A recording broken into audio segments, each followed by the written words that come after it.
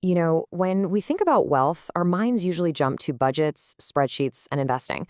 But what if the biggest financial changes aren't happening on paper, but inside your own brain? Today, we're going to talk about psychological wealth and how money doesn't just buy stuff, it literally rewires who you are. We've all been there, right? It's 3 in the morning, the house is quiet, the world's asleep, but your mind is just racing. You're staring at the ceiling, playing out every single worst-case scenario, calculating the cost of every disaster that feels like it's just waiting to strike. Maybe it's that weird smoking sound the car started making, or your laptop screen just goes black right before a huge deadline. It could be an unexpected bill from the doctor, or, God forbid, the thought of your dog needing emergency surgery. These aren't just little worries. They feel absolutely terrifying when you're financially on the edge. So here's the thing. Most of the financial advice out there tells you that real peace of mind is on the other side of $1 million. Like it's some distant mountain peak that only a few people ever get to climb. Well, I'm here to tell you that's just not true. It's a myth. The reality is so much closer than you think. See, the real transformation, the one that truly changes your life for the better, happens way before you hit 7 figures. It's that moment your brain finally shifts gears, when it moves out of constant, grinding survival mode and unlocks the mental space to actually think about growth. All right, so let's dive right in. Section 1, your brain on scarcity, and what I like to call the hidden tax it puts on your intelligence. So what is this survival mode? Well, it's a state where your brain is so bogged down by immediate threats and a feeling of scarcity that pretty much every decision you make gets filtered through fear. And look, this isn't just a mindset thing, it's biology. Financial stress actually spikes your cortisol levels. That's your body's main stress hormone, and that makes it nearly impossible to think long term. Think about it like this. It is absolutely impossible to plan a vacation while your house is on fire, right? All of your mental energy, every ounce of focus is on putting out the flames right in front of you. That's exactly what living in financial survival mode feels like, day in and day out. And this slide really lays it all out. On one hand, you've got survival mode. You're making decisions based on fear. You're obsessing over tiny details, like which cereal is 10 cents cheaper. You are constantly, and I mean constantly, playing defense. But in growth mode, it's a whole new ballgame. You're making proactive choices, focusing on the big picture, and actually building a long-term strategy from a place of calm. So how in the world do you escape survival mode? Well, it starts with the first huge psychological milestone.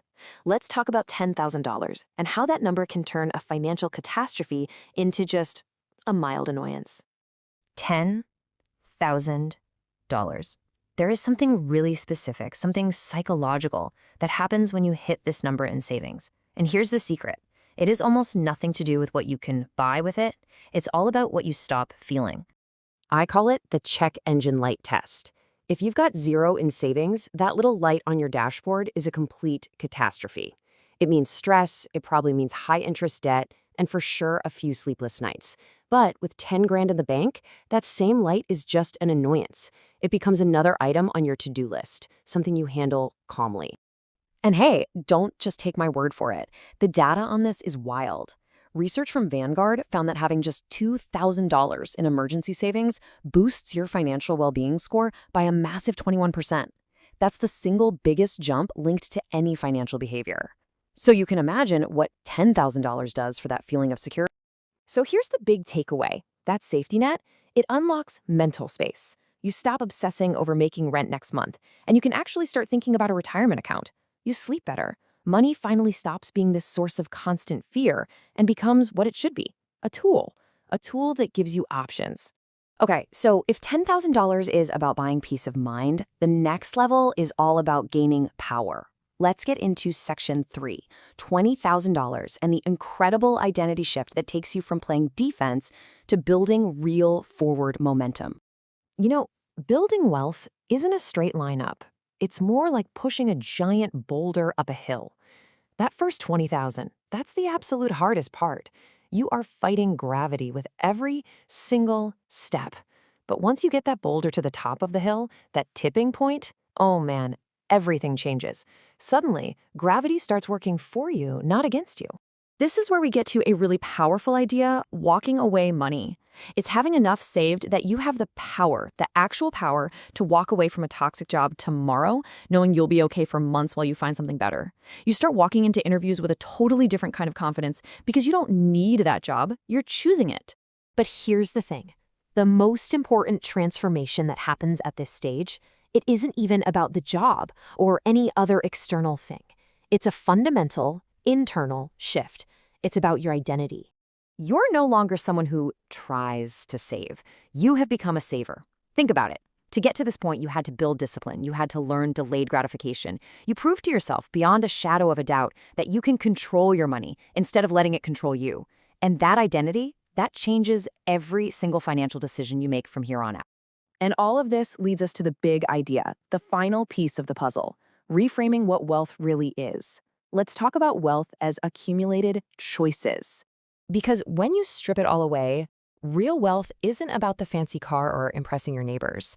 At its very core, it's an incredibly simple and powerful equation. Wealth is just accumulated choices. What does that mean? It means the freedom to wake up in the morning and decide what you want to do with your day, instead of what you have to do to survive. It's the ultimate form of control and autonomy over your own life. And you don't need $1 million to earn this freedom. You just need to start. You need to start building those choices $1 at a time. The real question isn't about how much money you need, it's about when you'll start. So I'll leave you with this. 10 years from now, will you look back and thank the person you are today, or will you just wish you had started?